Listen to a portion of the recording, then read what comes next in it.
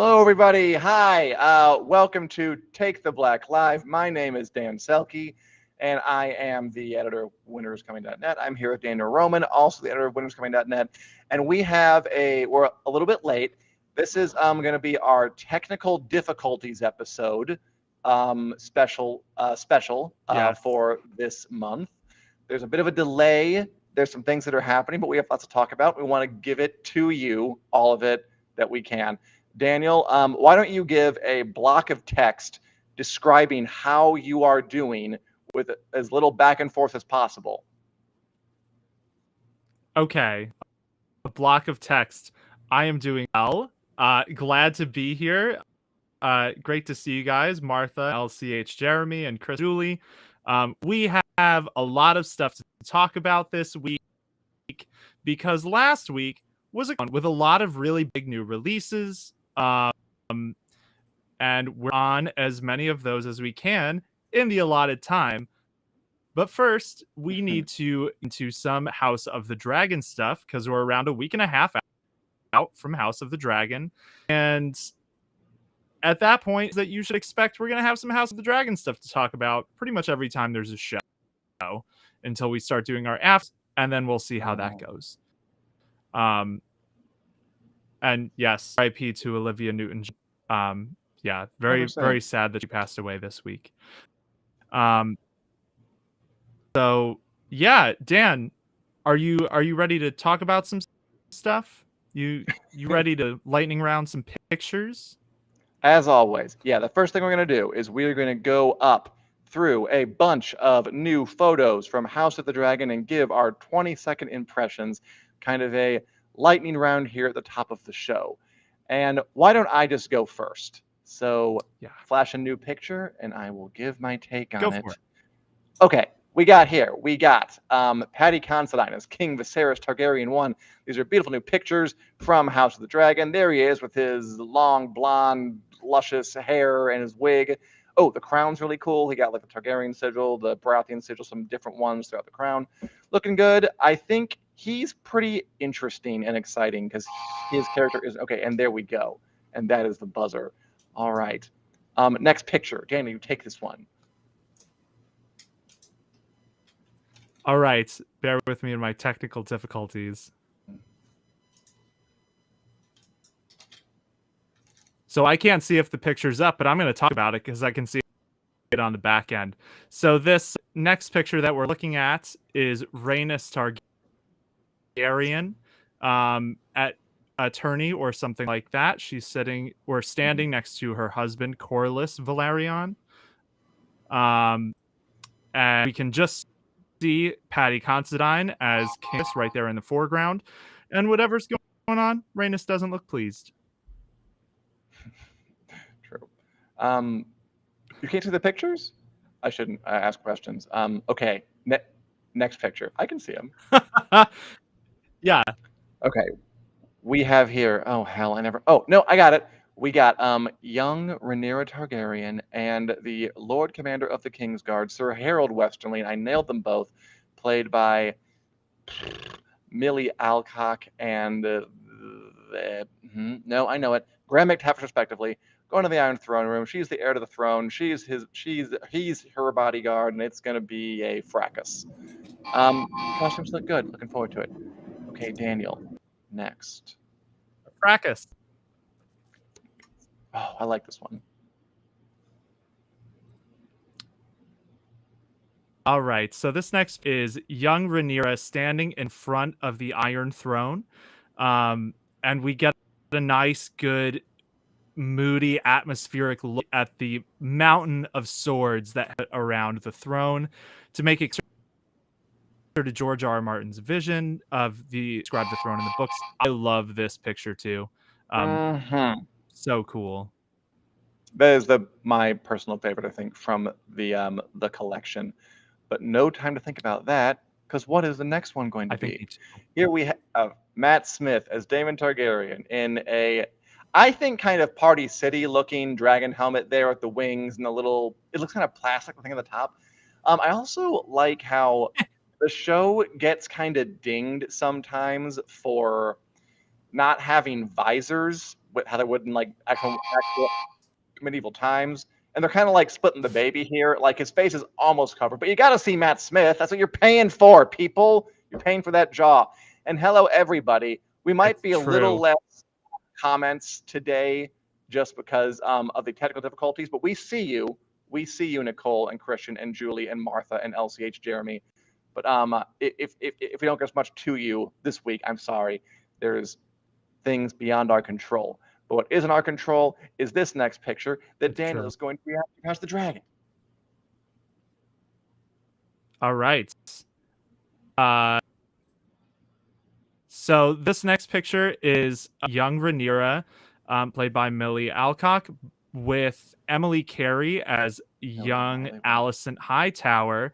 And the show is really going to play up their relationship as young women, as best friends. Yeah, before everything reels sideways. So here, they still like each other, and we'll see how long that lasts. Intense young friendships. Daniel, did you have a best friend when you were a young person with whom you either lost touch or grew up to be mortal enemies with? I would say maybe the touch with. I never had a friend that I rested my forehead on quite like that. So maybe that's why they did enemies. I can't say I regret. How about you, Dan? Relate? Same. I've had some early friends with whom I've lost touch. I'm happy that we never became arch enemies, but you know, there's still time. Anyway, hit up the next picture.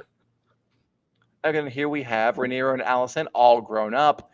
Their youthful forehead meetings are long behind them. They are now bitter enemies. Rhaenyra wants the throne. Alicent wants the throne for her own son. It's painful. It's excruciating. It's why the humanity. It's going to be. It's a brunette and a blonde, and they're going to fight each other.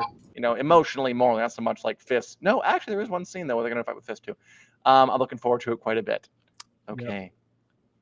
Let's move on to the next one. What is it? All right. Our final picture, which I'm just going to presume is on the screen right now because the tech is on my end partially. So this is a dragon, in case you couldn't tell. It is Caraxes. This is Daemon Targaryen, Matt Smith's dragon. He is an ornery fellow who doesn't like people, except perhaps to eat them. You can just see the edge of his saddle there around the bottom of his neck. And he's a bearded dragon, kind of like tropical lizards. He's got a beard of spines. I'm pretty cool. I'm psyched for the dragons. And one. I didn't notice because as George R. R. Martin said today, I thought this was not said today in an interview, this is pretty funny, that he asked that the House of the Dragon producers put 3 things in this show. He wanted dragons that were colorful. Yeah. He wanted heraldry that was colorful. And he wanted them to amend the official timeline to include a acknowledgement of King Jaehaerys Targaryen II, who was the Mad King's father. And I heard those 3 things, and I was just entertained because they're such 3 kind of smallish, almost petty details that, like, he's an old guy, so he wants the adult coloring book version of the show, and he wants things bright that he can see them, which I wouldn't mind that. Sure. And he wants this like minor, insignificant character who they didn't acknowledge on Game of Thrones written back into the official canon, which is just, I just think it's funny. I just think it's funny that that's where his head is at, and that's what he is insisting be in this show, lest it fail. Yeah, I think the dragon thing is it's the one I think is the most valid of his 3, because like it is a pretty fair point that the dragons in the original series, they look less visually distinct as time goes on. Like the colors don't pop as much as he describes them. But the Jaehaerys thing, I think that's hilarious because like Jaehaerys is not Jaehaerys the Conciliator he's talking about. It's the next Jaehaerys who's around like 100 years later, and basically Game of Thrones like wrote him out. they said Aerys' father was Aegon the Fifth on Game of Thrones. So that is just, respect George R. R. Martin's painstakingly crafted family tree. I guess it's possible that LCH Jeremy could be correct, and that the report could have had it wrong, that George R. R. Martin wanted Jaehaerys the First scene. That does make more sense, and I'll vet this one. We are going to see Jaehaerys the First. I think Jaehaerys second is a lot funnier. The idea that he looks like awake at night, being like, "Why didn't they include Jaehaerys second in the official HBO coffee table book on the timelines and the ancestry?" That's really funny. It does make a little more sense. He would want to see Jaehaerys the First, because House of the Dragon is not going to get to Jaehaerys the Second in any case. No, totally not. I vetted that because that was my first reaction too when I read about this morning. And Jaehaerys the First is in Game of Thrones. He's mentioned like once in Game of Thrones. And Jaehaerys the Second, apparently there was a thing where some fans, the very hardcore fans, were like, "What happened to Jaehaerys the Second?" Because the show purposely omitted him. So yeah, it's hilarious either way. I think the quote is right, but it makes less sense. We're going to ask him. We're going to interview George R. R. Martin eventually, and we're going to ask him the answer to this question, because I'm now very curious to know. Jaehaerys the Second. Which Jaehaerys Daniel, did you want? What other House of the Dragon, and again, just for the delay, topics did you want to talk about? Because a bunch of stuff came out. Did anything stand out to you as interesting? Why don't you talk about one? Sure. I think one of the most exciting things that has come out in the past week is that the showrunners teased some of their favorite moments. Specifically, talked about a moment they call Eye for an Eye, which is the sequence. We now know it's episode 7, where Alicent comes near with the cat's paw dagger. If you've read Fire and Blood, you probably have a pretty good idea of why they call that sequence Eye for an Eye. We're not gonna spoil all the details, but so they're really excited about that. Then Ryan Condal, the other showrunner, says there's an even bigger scene in episode 8 that involves most of the cast and has to deal with a succession, but not the succession.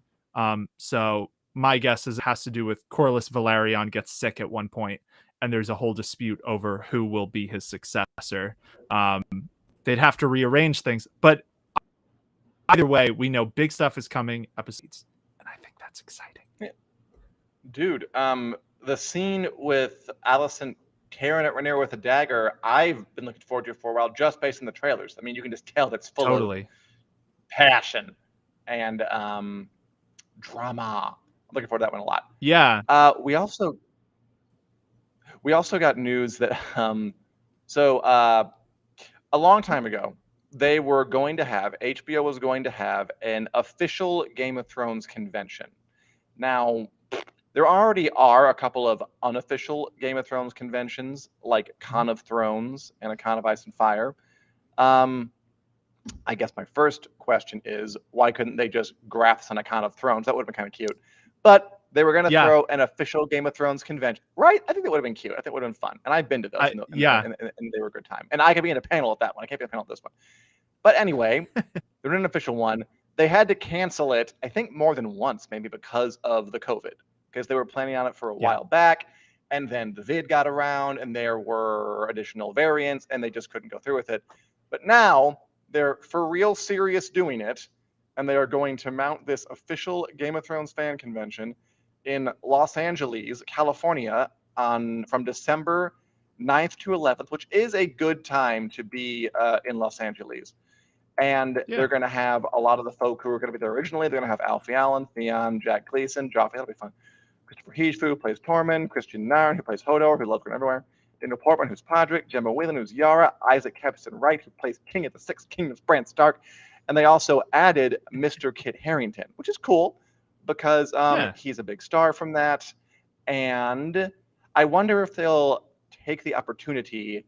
Do you think they're going to reveal anything? Do you think the fact that Kit Harington's there means that they're going to have a promotional shot of him back in his costume, and he's going to say, "I'm coming back at the Jon Snow show," like they're developing, or do you think it's going to be for fun? I'll be back. I think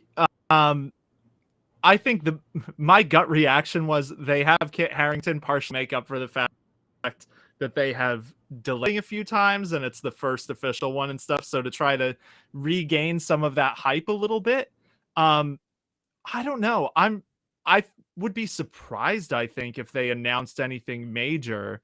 Like, I doubt the announcement of the Jon Snow series is getting greenlit is going to happen at this thing. It just feels too soon. Although, what do I know? It might. Do you think we're going to find out about the Jon Snow series? I want to say no, but the fact that they're trotting him out makes me curious and makes me kind of hopeful. It's also cool that it's going to be after House of the Dragon has wrapped up. Yeah, it'll be after it's done. So they'll be able to take the temperature of the room, right? They'll be able to kind of assess how things went. I mean, because whether the show does well, it'll be a nice victory lap. If the show tanks, it'll be an awkward weekend. Yeah, totally fair. I mean, kind of on the fence. You know, I'm sure it's gonna be fun.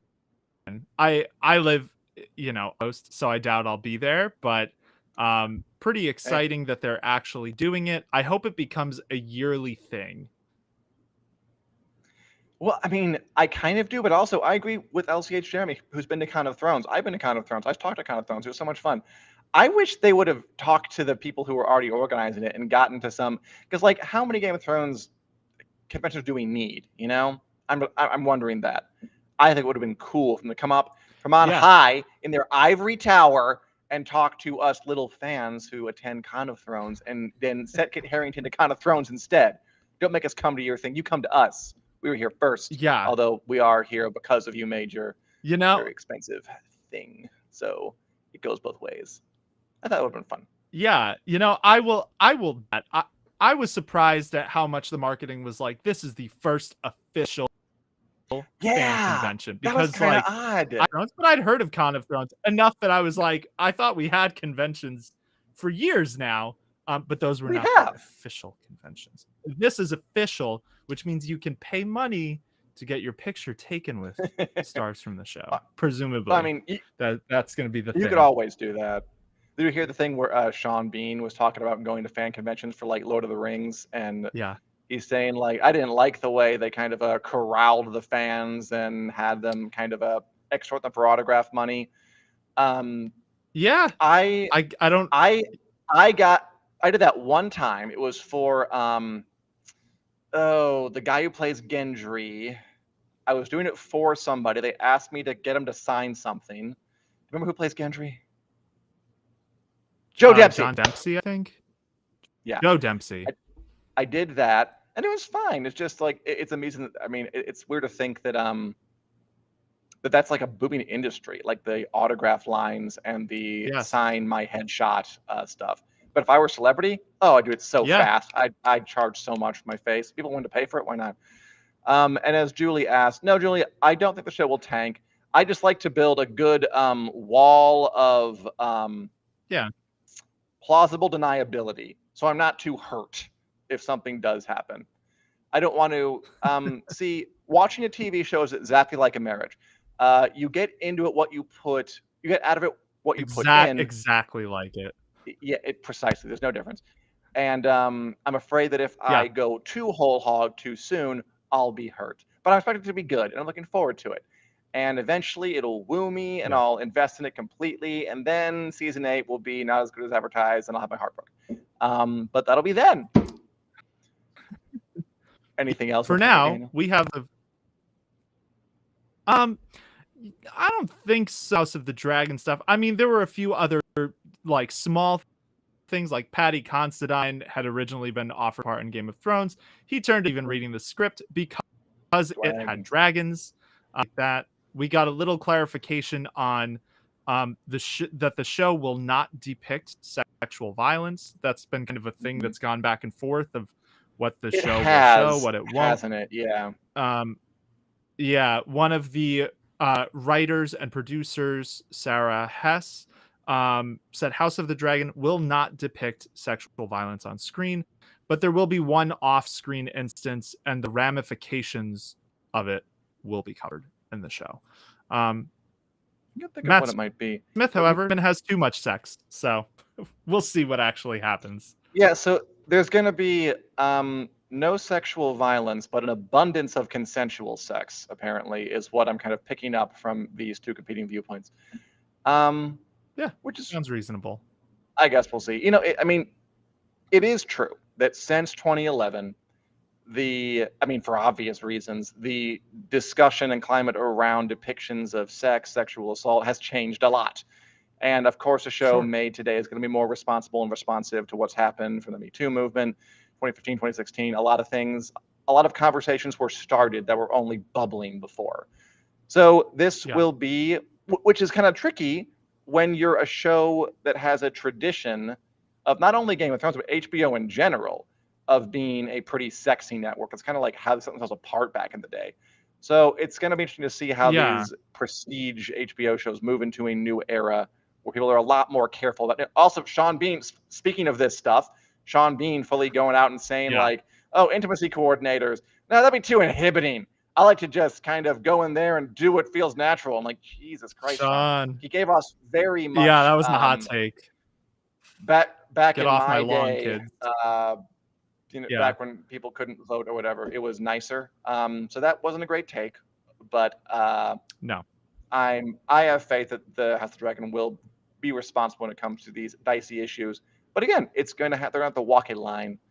What should I say? Yeah, I mean, there are shows that do it well, so it's not like, oh, this impossible task. Like, I know this is the one I always hold up. I'm going to do it again.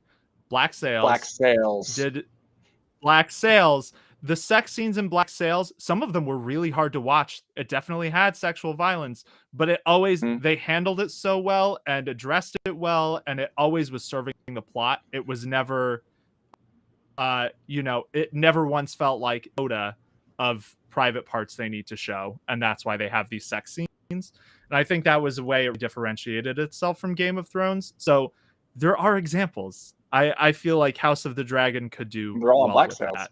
I hope. Yeah, follow Black Sails. I'm not, because I'm not against, on principle, a scene of sexual violence if it's done tastefully and done for a good purpose. But I understand why you want to steer clear of it completely, to be on the safe side and just to absolutely. There's an almost like philosophical argument that even depicting something that's vile, to condemn it is putting it out in the universe in a way that some people will take in a way you didn't intend. So it's a thorny issue, and I will be happy to see how they handle it. That's stuff about House of the Dragon. That's been a trick for Outlander. That's been a tricky point for Outlander too, because it has a lot. That show. But speaking of shows that aren't Game of Thrones or House of the Dragon, why don't we discuss some of the other things we've been watching? Because we've been watching quite a bit. The content avalanche is on, busy week. And so far I've been enjoying it. For example, I really enjoyed the television show The Sandman, which landed on Netflix just this past Friday. I've read this comic a couple of times. It's by Neil Gaiman. Back in the 80s and the early 90s, it is about, very briefly, a family of anthropomorphic personifications of various aspects of the human condition, all just trying to live their eternal lives. We got Dream there, played by Tom Sturridge, looking like a full just emo, mall goth, early 2000s fantasy come back into the forefront unexpectedly. Who could have predicted it? And Kirby Howell-Baptiste as Death. I mean, really, that is a look that has a place and time, and I don't mind seeing it again. It's kind of fun. I really liked it. Julie loved it. I'm really glad you liked it, Julie. I wasn't sure, because when I watched, because I got the screeners pretty early, and I was able to watch all of it before it debuted. And I had expectations, because I know the source material pretty well, And the first two episodes I didn't like. I'm glad to hear you guys are enjoying it, even though you haven't watched much. Like LCH Jeremy only watched 2 episodes, but good so far. I think it's a show that improves as it goes on. I didn't like how much they kind of held your hand at the premiere. I didn't like he had a narration, like kind of narrate. I thought because the whole point of the premiere is that he's this unknowable figure, and he's been captured by Tywin Lannister and his son, and they don't know what they have. But he kept on like narrating stuff and just kind of taking away the mystique. I didn't like that at all. I didn't like the prologue, but after the first couple episodes, I thought it improved a lot. And there were some episodes that I loved. I loved the one in the diner, the fifth one, 24/7, which was a famous story from the Oh, comic. oh my I gosh. loved David Yeah. Thewlis playing John Dee, who is this kind of psychopathic, megalomaniacal mental patient who has a hold of dreams ruby, which means he can make dreams come true, and he uses it to just torture people. And the restraint was so good. It was like a play kind of. You get to know all these little Yeah, characters in this totally. very confined space, and then it turned it upside down. I thought that was wonderful. I fully teared up at the sixth episode where he chats with death and then makes friends with a dude back in ye old gross medieval times, and their friendship lasts centuries. I thought it was very strong. And I'm really hoping the show continues because I think it is very imaginative. I think they they've read the comic. Like sometimes you see an adaptation and just Yeah. you can tell they read the Wikipedia entry. Like these people have poured over the source material, and maybe even too much. Like there's some Yeah. really It's weird obvious. aspects. I was surprised they bothered to adapt, like the weird spider women who wear veils in the doll's house, which I'm like, they won't have that. Oh, they have that? Okay, fine. Um, but I appreciate the Okay. fidelity, and it doesn't seem like it's being slavishly faithful as a crutch. It seems like they really like this stuff and want to adapt it faithfully. Because just because you adapt it faithfully doesn't guarantee success. It can still just come off as kind of cloying and pandering. But in this case, it seems like it comes from a good place. I really, really liked it. I want more. I'm glad you guys seem to be liking it back in the comments. Daniel, you've seen some of it. What did you think? Yeah, so I've seen the first 6 episodes now. I watched a bunch last night so that I would be in a more informed place for the show Yeah. today. I was a little slow on it to start. I've read the first volume of Sandman and I liked it. Mm-hmm. Um, so I liked what I've seen of the show, and then by episode 4, I was super into it. The fifth one is amazing, and I remember It's being shocked by really that when I strong. read it in the Yeah. comics too. I don't want to spoil it for anyone who hasn't watched it, but the I way already they did. layer in like the Oh, ominous dread, you a little bit, but you didn't sorry. Sorry. talk about, all of what happened because it's pretty shocking when things start to go sideways in that episode. And Mm-hmm. then I teared up too, the sixth episode with death, and that is where I am right now. I've been really enjoying it. It's the kind of show where, just on premise, I'm glad it got made because Neil Gaiman's Yeah. been trying to get this comic, his seminal comic, like one of the greatest graphic novels of all time. He's been trying to get it made for so long and in a faithful adaptation, and they finally have that. So I hope it sticks to, like, people give it a chance. So I want to ask you, Dan, as someone who knows this story really well, I've seen a lot of people say that they watched the first episode or two and they started to bounce off the show a little bit. Mm-hmm. Why should someone who is bouncing off the show keep going? Like, what is there to hook them back in? What would your Because it gets better. recommendation be for those people? Because the first two, I Okay. mean, I hate being the guy saying like you just gotta watch until it gets good. Because generally, I Yeah. I think that's kind of bull. Like if a show or a movie like isn't good in the first stretch, why should you waste your time putting your energy into it? I'm gonna make an Yeah. exception because I really did think the show really improved quite a bit after the second episode, and really kind of after at least on the Yeah. fourth to me. Um, and Same. I I can't remember another time when I've been so upset at the beginning. I was afraid it was going to suck. I was like, "Ooh, that wasn't good. They're doing it wrong. Yeah. This is a failure. They spent all this money on a failure. And then ended up loving the show so much. Man. Not just because I really do think the show earned it. I think the series was very strong. I think the episodes were very well done. I was very affected by a lot of what happened, particularly in 5 and 6.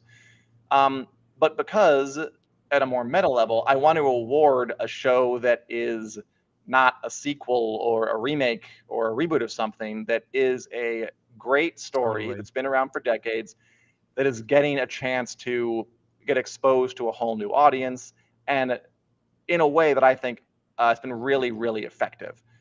So I say keep watching because it genuinely gets much better. Although if you're not liking it by like 4 or 5, like you can get out then. Like I mean, you can have whatever you want. Yeah. But because I honestly do hate the like you just gotta get the season 2. Like what? I have a life. Like I can't just sit around watching everything until I get season 2. But in this case, I think you'll know by 5. Watching its entirety. That's still 5 hours of your damn life, though. It's true. It's true. Mm-hmm. I started really. But more you weren't doing episode. anything. It's fine. It's true. This person we made up. Yeah. Westworld is still going on, and Westworld has not been bad. See, Julie and Nicole is talking about Westworld a bit. Yeah, it's been a good season. I know you didn't like the most recent episode, Daniel. I was pretty let down with the most recent one. Not enough that I'm like, piecing out of Westworld, because the season has been really good. I was so surprised kind of at how they set up some of these characters coming back together and then glossed over some things. Like Maeve and Bernard, we don't see what their first interaction in like 30 years is like. They're just kind of back on a quest. It felt a little more like season 2 West to me this last episode. Ooh. I'm still really excited to see what they do in the finale. Yeah, and the season as a whole has been fantastic. So I like it. I'm more nervous than I was a week ago. I'm enjoying it too. I do think overall, no matter what happens from here on out, this show is destined to become a cautionary tale of a series that was so big in its first season, and then just, I'm sorry, to me anyway, really squandered all the hype it had going with a couple of meandering, just sort of joyless seasons, and also not intriguing enough. Like, I don't require joy as if you give me like a really cool mystery, but it just didn't work. And then they've recovered nicely, but I mean, recovering nicely 3 seasons later, who's still around? So what a fun tale. And I hope you know what? Maybe they'll come back and they'll become a phenomenon again in season 5. But I hope it gets to season 5. The meta level, I mean, who knows with David Zaslav canceling stuff left and right. It is the Wild West out there now. Oh, you nice. You also watched, Dan, you watched the Predator prequel Hulu film Prey. What was that like? Because I know you're a Predator fan. Yes, I did. I mean, you love Predator, but you don't know who played the one commando, who was Carl Weathers, and I did. But that's otherwise, true. You're very good at this stuff. I think that makes you the true stan. So longtime Predator fan. The new Predator prequel Prey is on Hulu. I need to take a few more minutes to gush about it because it's such a good movie. It's set in like 300 years before the original on the plains. It's about a Comanche warrior named Naru who kind of comes across this strange presence in the forest, and then one thing leads to another, and she's in a hunt or be hunted situation with this alien.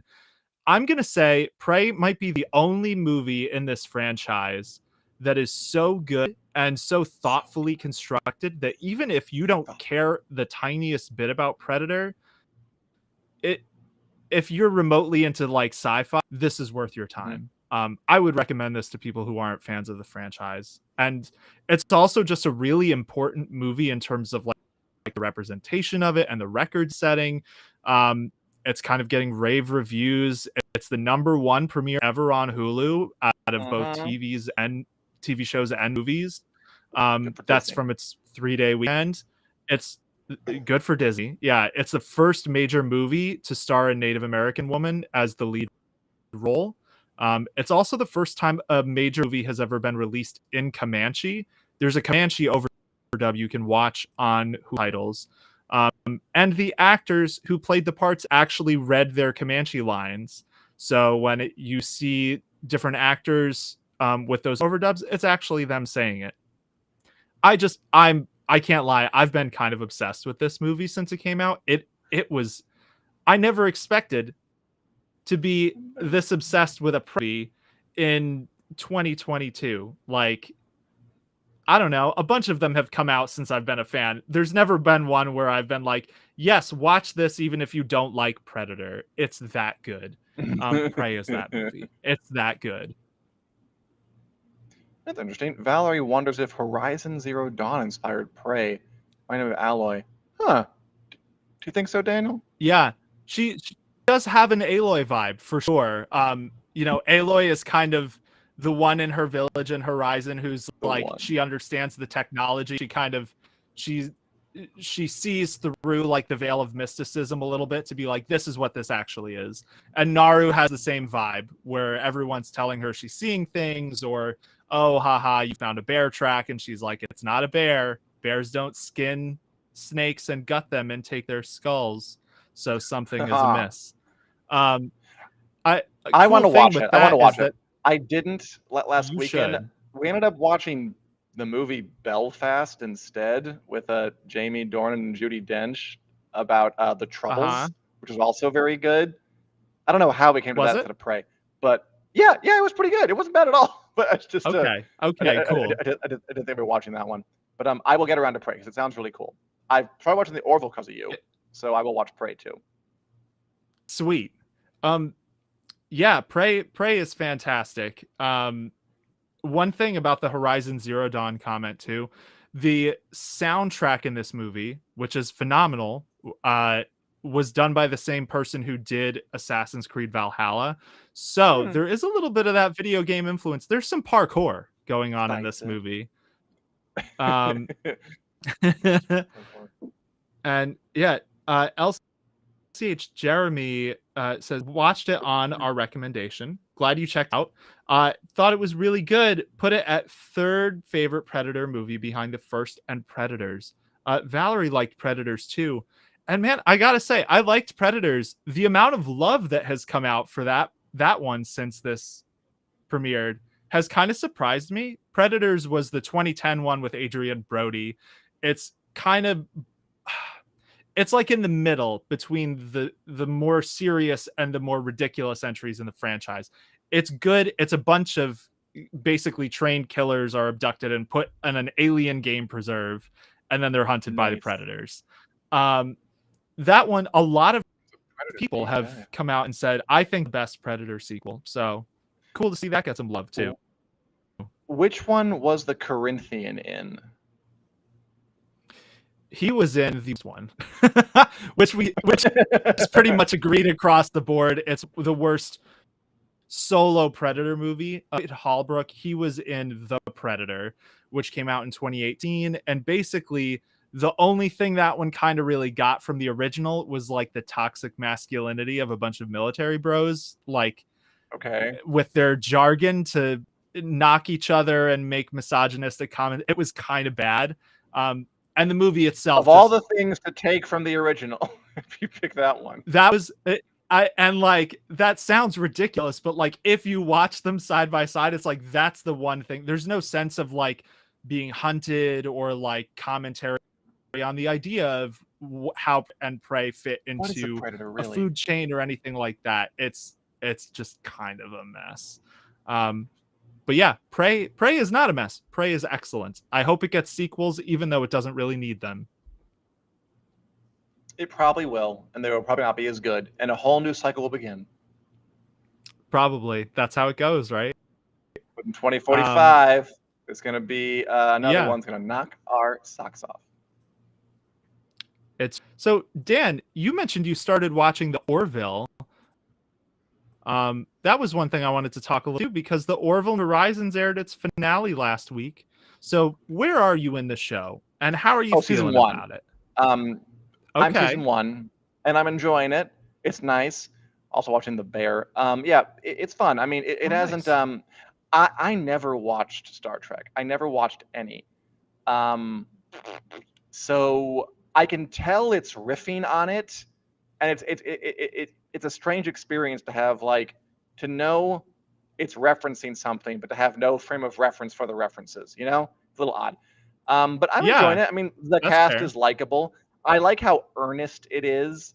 There's not a whole lot of irony Yeah. in it. It's like these people are here to do good, and they're going to try to do good, and they just succeed in the end in doing good, which I'm honestly Yeah. not kind of used to.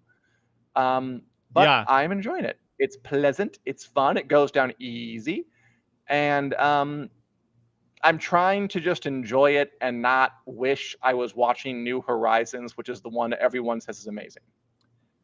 Yeah. That's definitely fair. And there are good episodes in the first 2 Mhm. seasons. New Oh yeah, I'm Horizons, liking it.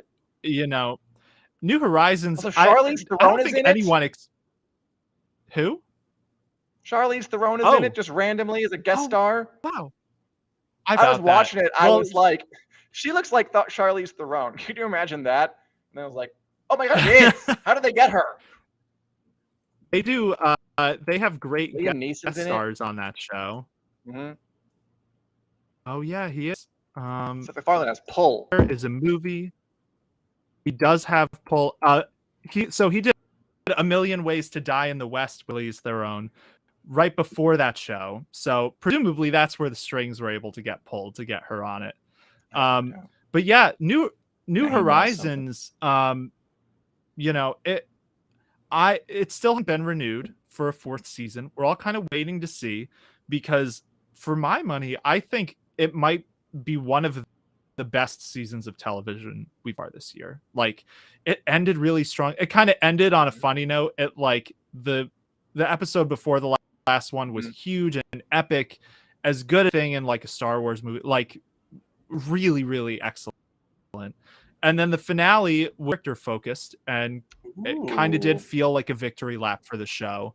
And I just hope they get a chance to keep making it, because if it gets canceled at this point, it's kind of like something when it's at the total top of its game just feels so weird. Like, if there's not a Wrong. network shakeup, yeah, like, it's different than, something stumbling or something's off in the production or a company gets bought. Like, this is Disney who is producing this right now. Disney through Hulu. They are as stable as it gets. And the Orville is better than Yes. most of the things they've been producing. Uh-huh. So yeah, I really hope it gets a 4th season. Drag Miss Marvel. Drag her. I like I Miss keep Marvel. wondering, like, if you just said you hated it. I like.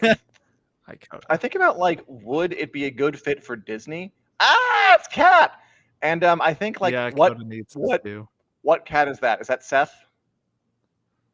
Seth, this is Coda. Coda. He's here to Gotcha, hang gotcha, out. gotcha. Is that Peter Griffin? Is that Family Guy the cat? Because you love the Orville so much.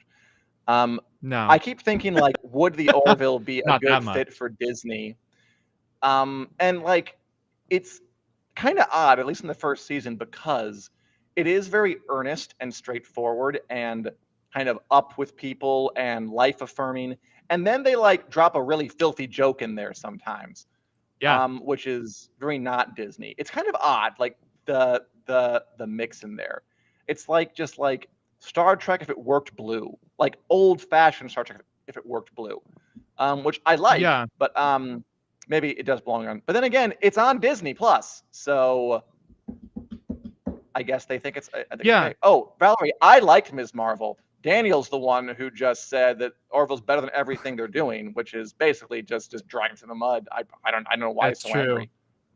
Drive it through the mud. Oh, look at Coda. Yeah, I mean, I liked Miss Marvel, but I stand by the Orville's better than anything I've seen on Disney Plus this year. New Horizons specifically. Like, Ugly cried in like 5 in a row, and that just doesn't happen to me with shows.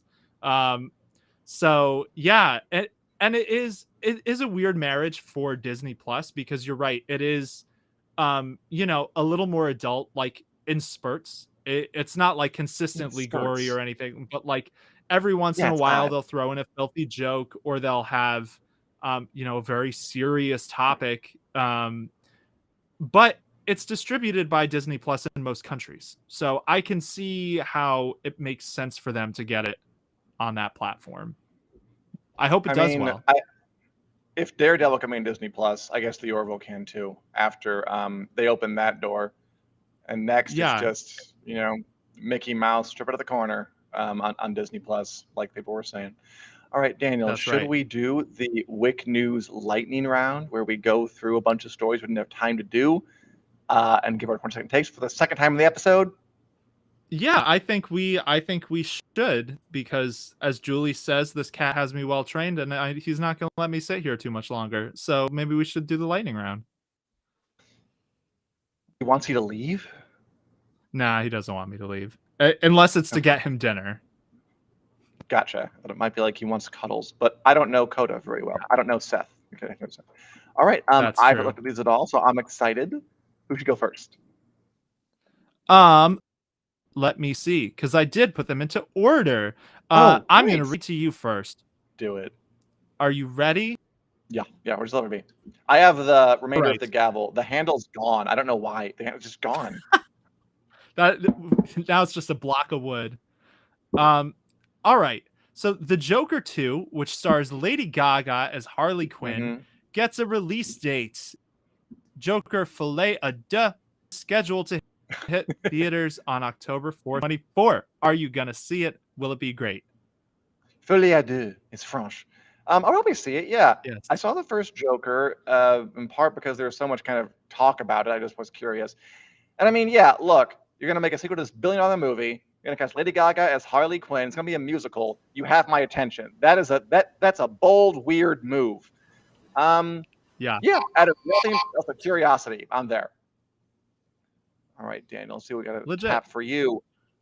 All right, Daniel, did you know that the cable network Stars is making a Outlander prequel show called Blood of My Blood? It's in development. What do you think? It is. I think that's an interesting tack.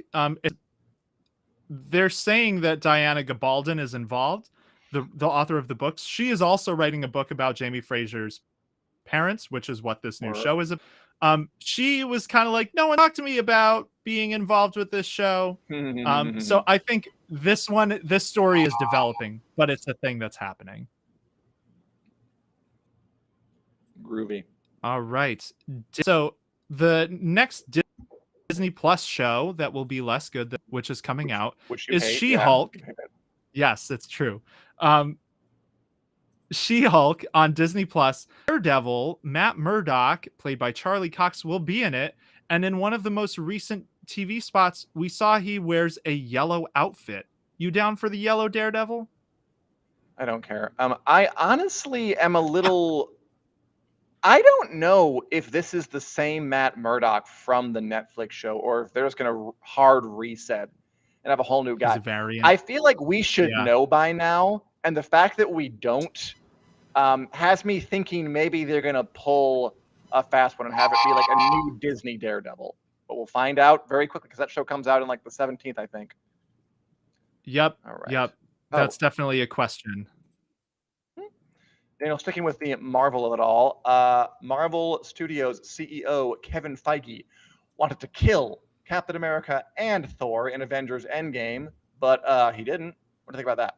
Yes. Yeah, the Russo brothers, Joe and Anthony Russo, who directed it, they talked Kevin Feige off the ledge and basically said if we kill off all these characters, it's gonna make none of them are gonna hit as well. Feige, it sounds like most of the OG Avengers, and the movie ended up doing that anyway because Captain America got real old. Totes. Yeah. The Julie says bloodlust. that the buzzer sounds sick, which is cute. It is a little faded Okay, this that's time. yeah. I was wondering that was Got the flu. just in my hands. It's true. You mean actually ill, Julie? We got it. The buzzer has COVID. Yes. It should probably take time off.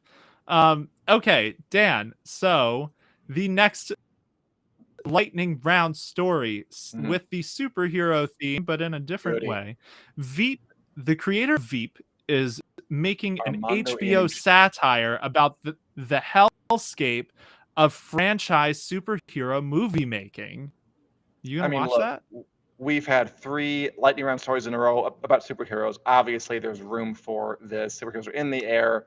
Yeah, I really liked Yeah, Veep, really enjoyed it. Armando Iannucci. I did not like Avenue 5, another HBO show. I thought like that was pretty bad, me actually. neither. Um, Yeah, but yeah, bring it on.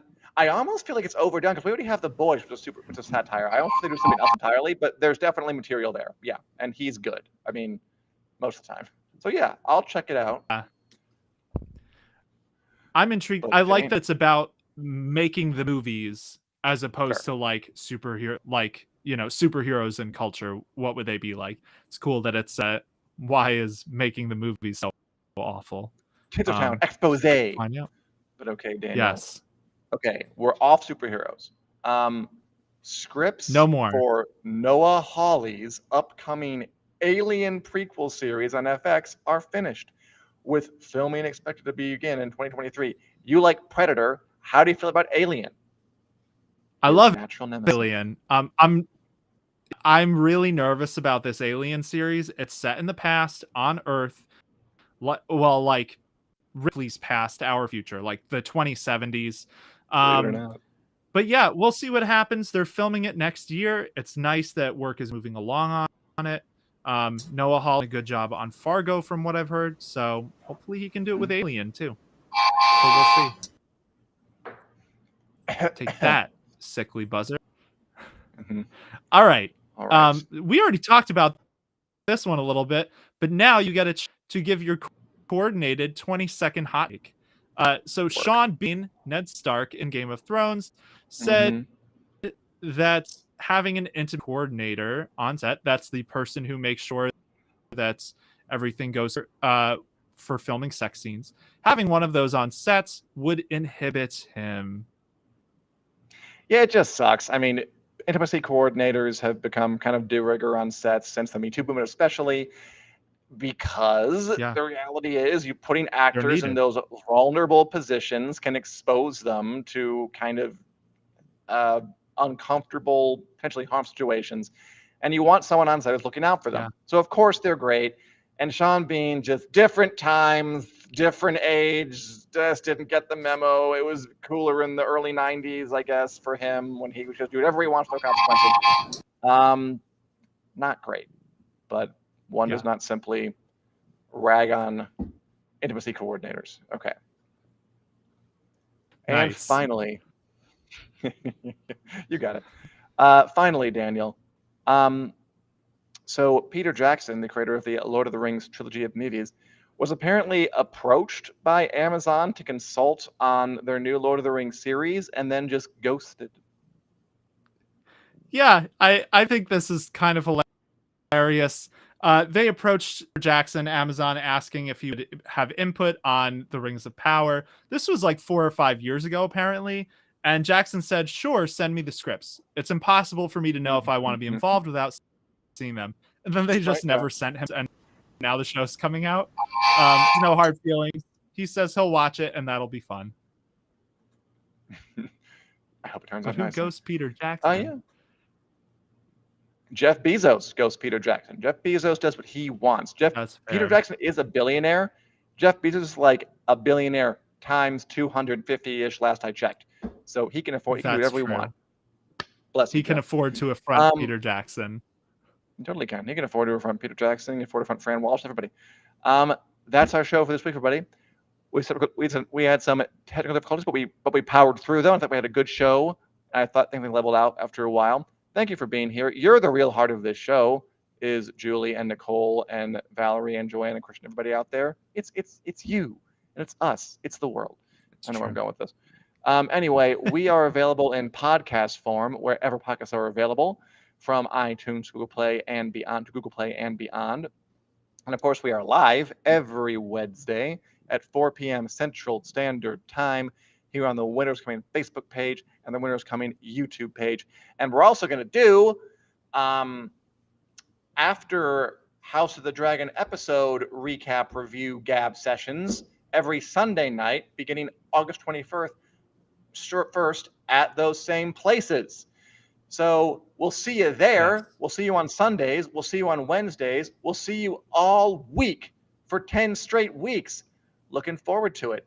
Anyway, That's see you right. next week. And may there be an appropriate amount of fire and blood in your life. Nice. Take care.